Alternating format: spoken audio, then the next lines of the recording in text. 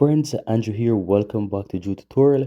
And in this video, I'm going to show you how to change your keyboard mode on your Samsung Galaxy phone. So swipe up, go to your settings, scroll down to where you'll find general management, tap on that. Then scroll down a bit to where you find the Samsung keyboard settings, tap on that.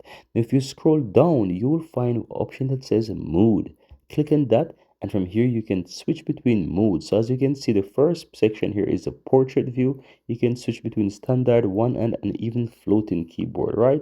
You can switch between the three, and then you can always go and access your keyboard and see what it looks like. And I'm going to show you. So let's say I put mine to floating keyboard.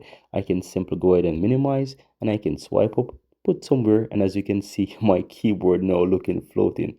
Really nice, right? So what I'm going to do, I'm going to go back into the modes, and I'm going to choose, for example, the one hand mode, and then I'm going to simply go back again and show you what it looks like. So this is the one hand mode. As you can see, it moves towards the right hand side, and that's how it looks. You can always expand it if you want, but that's how the one hand mode look. And it's always good for you to switch between different ones, see what they look like, and so you can see which one works best for you. Now I'm going to go back into the modes again, and I'm going to put it back, so maybe the standard.